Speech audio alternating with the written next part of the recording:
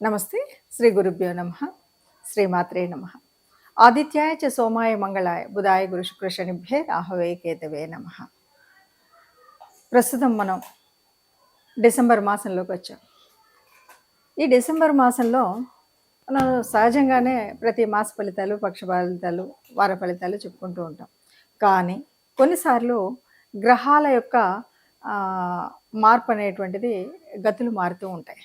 గతులు మారడం అంటే ఉన్నటువంటి స్థానం నుండి వక్రగతిలో వెనక్కి వెళ్ళడం, ఉన్నటువంటి స్థితి నుండి అప్పటికే ఆ గ్రహాలు ఉన్నటువంటి స్థానాలు ఉచ్చస్థిత, నీచస్థిత ఇవన్నీ కూడా రకరకాలుగా ఉండడం వల్ల ఇలా మార్పు చెందినప్పుడు కొన్ని రకాలైనటువంటి ఫలితాలైతే ఉంటాయి.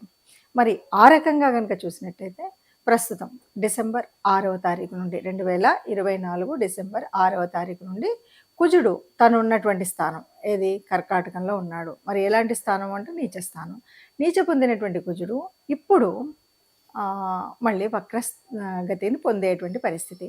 ఈ కాలం అంతా కూడా ఎప్పటి వరకు ఉంటుంది అంటే ఫిబ్రవరి 24 తారీఖు 2025 వరకు ఈ వక్ర స్థితి ఉంటుంది. అంటే అక్కడ మిథునంలో ఉంటాడు.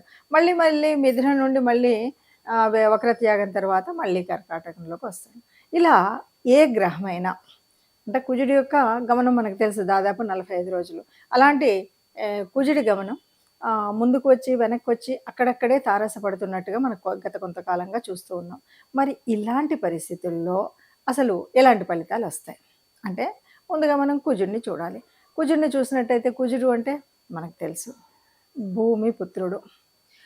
కుజుడు ఒక సిస్టమాటిక్ ప్లానెట్, క్రమశిక్షణకు మారిపోయారు, ఒక సైన్యాధ్యక్షుడు అని మనము ఆ గ్రహాల యొక్క కుటుంబంలో చెప్తాం. ఏదైనా సరే ఒక వారియర్. కాకపోతే అనువుకాని సమయంలో కోపం వస్తుంది, అనువైనటువంటి సమయంలో ఒక సరి అయినటువంటి ఆలోచన శక్తి ఉంటుంది. ఇవన్నీ కూడా మనకు కుజుడిలో కనిపించేటువంటి లక్షణాలు.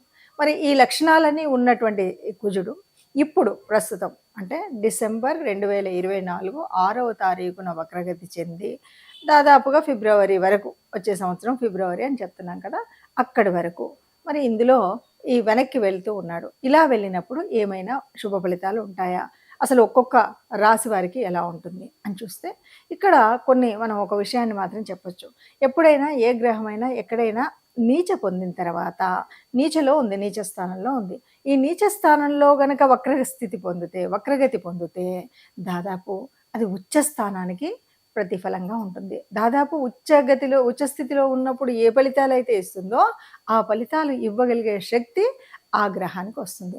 మరి ఆ రకంగా చూసినట్టయితే ఇప్పుడు ప్రస్తుతం మరి కుజుడు ఏమేమి శుభ ఫలితాలు ఇస్తాడు, ఏ రాశి వారికి ఎలా ఉంటుందో 12 రాశుల వారి యొక్క ఫలితాలను చూద్దాం.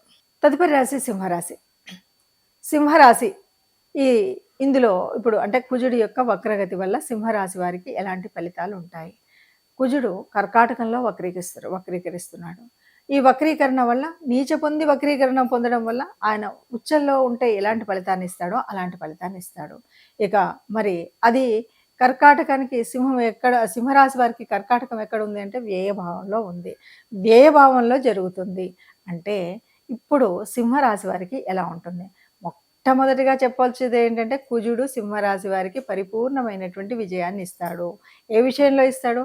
ఉద్యోగంలో, వ్యాపారంలో, డబ్బు ఆర్థిక పరంగా ఏ రకమైనటువంటి ఇబ్బందులు లేకుండా, అలాగే కుటుంబ సంబంధ బాంధవ్యాల్లో ఏ రకమైన ఇబ్బంది లేకుండా అవలీలగా అలవోకగా జీవితాన్ని సాగిస్తూ, అంటే వీళ్ళతో గొడవ వచ్చింది వాళ్ళతో వచ్చింది అట్లా ఏమి ఉండదు అనమాట. అలాగే ఎవరైతే ఆస్తులు సంపాదించుకోవాలని అంటే సంపాదించుకోవడం ఇన్ ద సెన్స్ కొనుక్కుందామని ఎప్పటి నుండో భూమి కొనుక్కుందాం అనుకుంటారు, అవ్వలేదు. ఒక కారు కొనుక్కుందాం అనుకుంటారు, అంటే అవ్వలేదు అంటే ఇప్పుడు నాకు కూడా కోరుకుందండి, ఎప్పటి నుండో కొనుక్కుందాం అనుకుంటున్నా, నా చేతిలో చిల్లిగవ్వలేదు అంటే అయ్యే పని కాదు. అంటే నాకు ఒక ప్రణాళిక వేసుకున్నాను, కారు కొనుక్కోవాలంటే ఒక 5 లక్షలు కావాలి అనుకున్నాను, 3 లక్షలే అవుతున్నాయి, ఇంకో 2 లక్షలు అవ్వట్లేదు. ఇలాంటి వాళ్ళు ఉంటారు చూడండి, వాళ్ళకి ఇప్పుడు యోగించేటువంటి సమయం. తప్పనిసరిగా వాహనం, తప్పనిసరిగా మీరు ఎప్పటి నుండో ప్రణాళిక వేసుకోవాలనుకుంటున్న భూములు అంటే ఆస్తి పరంగా కూడబెట్టుకునేటువంటిది. అట్లాగే ఆర్థిక పరంగా ఇప్పటి వరకు ఎవరిని అడిగినా కూడా ఇవ్వనంటారు. అది అంతకుముందు కూడా మనం కొనుక్కుందామంటే ఏమీ దొరికి ఉండవు ఆర్థిక పరంగా. కానీ ఇప్పుడు ఆర్థిక పరంగా నీకు ఆ సహాయపు అంటే ఆ డబ్బు నీ చేతికి వచ్చేటువంటి అవకాశం ఉంటుంది. ఆ రకంగా మనకి ఒక వృత్తి, వ్యాపార కుటుంబ పరంగా కాదు, సంతాన పరంగా కూడా ఆనందంగా, ఆరోగ్యంగా ఉండేటువంటి పరిస్థితి సింహరాశి వారికి ఈ వక్రగతి, కుజుడి యొక్క వక్రగతి సమయంలో ఉంటుంది అని చెప్పచ్చు. దాదాపుగా మనం చూస్తున్నటువంటి గ్రహ పరిస్థితి ఒక్కొక్క రాశికి ఒక్కొక్కలాగా ఉంటుంది అంటాం. అయితే ఇక్కడ ఒకటి విషయం మాత్రం తప్పనిసరిగా చెప్పుకోవాలి. ఏది ఏమైనా జన్మ జాతకంలో మరి ఈ గ్రహాలు యోగించేవా, యోగించనివా, ఇది మొదటి స్థానం.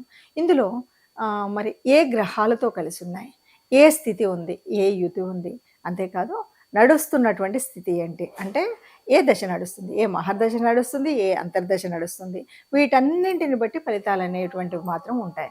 మరి ఏది ఏమన్నా సరే కొన్ని రాసులకి చాలా మంచివి అని చెప్తాం, కొన్నిటికి కాదు అని చెప్తాం. ఎందుకు ఏమిటి అంటే ఇప్పుడు మనం చెప్పేటువంటి స్థితిలోనే కుజుడు అనగానే కుజుడు తన యొక్క జన్మరాశి ఏదేమన్నా మంచి చేస్తాడు. అంతేకాదు అంటే కుజుడికి జన్మరాశి మేషం అవుతుంది, అలాగే వృచ్చికం కూడా. అంతేకాదు మనం కుజుడిని ఓ మాట చెప్తూ ఉంటాం. ఎలా చెప్తామంటే కుజుడు అనేటువంటి వాడు సైన్యాధిపతి. సైన్యాధిపతి ఎప్పుడు కూడా రాజుకు రాణికి మంచి చేస్తాడు తప్ప ఎక్కడా చెడు చేయడు. ఆ రకంగా కర్కాటక సింహరాశులకు ఓ మంచి చేసేటువంటి వాడు. ఇలా మనకు ఆయన యొక్క స్థితిని బట్టి ఉంటుంది కుజుడు. కుజుడుకి ఉచ్చస్థానం అంటే మకరంలో ఉచ్చ పొందుతాడు. అలాంటప్పుడు కూడా మంచి జరుగుతాయి. మరి ఇలా మంచి జరుగుతాయి కానీ అందరిది మరి మకర రాశి కాకపోవచ్చు కదా, అందరిది కర్కాటక రాశి కాకపోవచ్చు కదా. మరి ఇలా ఉన్నప్పుడు ఆ గ్రహం కూడా మరి జన్మజాతకంలో కూడా సరిగ్గా కుజ దశ నడుస్తుందా, లేకపోతే కుజ అంతర్దశ నడుస్తుందా, ఇవేం జరుగుతున్నాయి అన్నది అందరికీ చెప్పలేం కదా, ఒక్కొక్కరికి ఒక్కొక్కలాగా ఉంటుంది కదా. మరి ఇలాంటి పరిస్థితుల్లో ఏది ఏమైనా సరే ఈ మార్పు వల్ల, ఈ వక్రగతి వల్ల నా రాశికి మంచి జరగాలి అని ప్రతి ఒక్కరికి ఉంటుంది. నా రాశి వారికి నాకు మంచి జరగాలి. అలా జరగాలి అంటే ఎప్పుడైనా సరే ఎవరి అనుకూలత కావాలి, దైవానుకూలత కావాలి, గ్రహానుకూలత కావాలి. ఈ రెండు కావాలి. మరి దైవానుకూలత కోసం మనం చేయవలసినటువంటి రెమెడీ ఏంటి?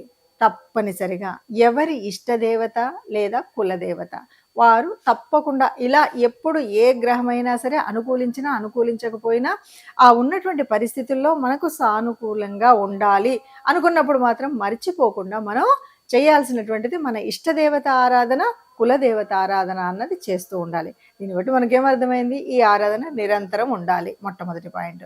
ఇక రెండవది కుజుడు అనగానే కుజుడి యొక్క అధిదేవత మనకి సుబ్రహ్మణ్య స్వామి. కుజుడి రూపం అనగానే మనం ఏం చేస్తాం, సుబ్రహ్మణ్య స్వామిని ఆరాధిస్తాం కదా. కుజుడి విగ్రహాన్ని యొక్క అనుకూలత కోసం మనం ఆరాధించేటువంటి దేవుడు సుబ్రహ్మణ్య స్వామి కాబట్టి ఇప్పుడు మనం ఏం చేయాలి అంటే మంగళవారాలు, అంటే ఇది భౌమవారం అని కూడా అంటుంటాం, కుజుడికి సంబంధించినటువంటి వారం.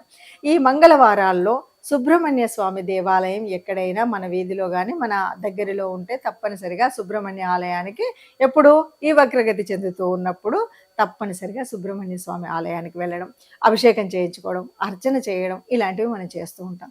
లేదు ఇవి దూరమైన ఏ పుట్టలో పాల్పోయడానికైనా వెళ్ళొచ్చు.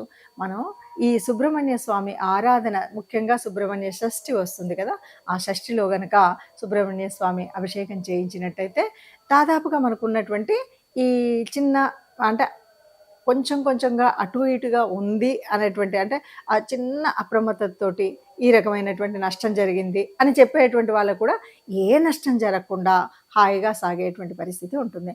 అందువల్ల సుబ్రహ్మణ్య షష్ఠి రోజు కానీ లేదు మీకు వీలైనప్పుడు ప్రతి మంగళవారం కానీ వెళ్ళడం, గుడికి వెళ్ళడం, ఆరాధించడం చేయండి. దీంతోపాటు మీకు నవగ్రహాల్లో ఉన్నటువంటి మరి కుజ స్తోత్రం వీలైనప్పుడు చదువుకోండి.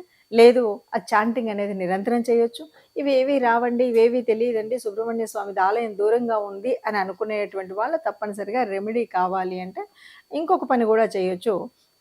విష్ణు సంబంధితమైనటువంటి దేవతల్లో ముఖ్యంగా నారసింహస్వామి యొక్క కథను ఆలకించడం కానీ, అంటే అవతారఘట్టాన్ని కనుక మనం వినడం, ఇలాంటివి కనుక చేసిన ఇవేవి కూడా లేదు నాకు ఇంకా ఏమీ రాదు అంటే విష్ణు సహస్రాన్ని వినండి, భక్తి శ్రద్ధలతో వినండి, ఎక్కడికి వెళ్ళినా వినండి, నిరంతరం విష్ణువుని ప్రార్థనలో ఒక తలంపుగా తలవండి. మనకు ఉన్నటువంటి ఏ రకమైన అంటే గ్రహరీత్యా మారుతున్నటువంటి స్థితి రీత్యా మీకున్నటువంటి మీ రాశి రీత్యా ఏదైనా చిన్న అపాయాలో లేకపోతే చిన్న ఒడదొడుకులో వచ్చేటువంటి పరిస్థితి ఉంటే ఆ పరిస్థితి నుండి కాపాడగలుగుతుంది.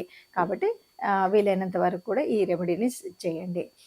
అందరూ సుఖంగా ఉండాలి, అందులో మనం ఉండాలి. సర్వే జన సుఖినో భవంతు.